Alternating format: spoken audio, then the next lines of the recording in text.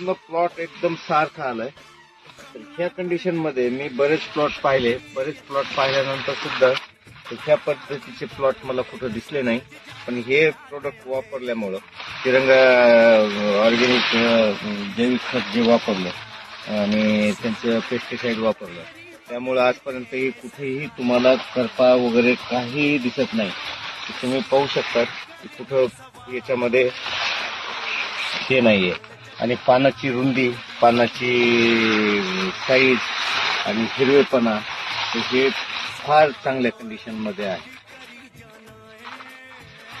तेव्हा हा आता मी तर पूर्ण विचार केलाय की हे पूर्ण वापरणार. आता मी ऊस लावणार आहे तर त्या ऊसामध्ये हे रिझल्ट पाहून मी ऊसामध्ये सुद्धा याचा पूर्ण उपयोग घेणार आहे.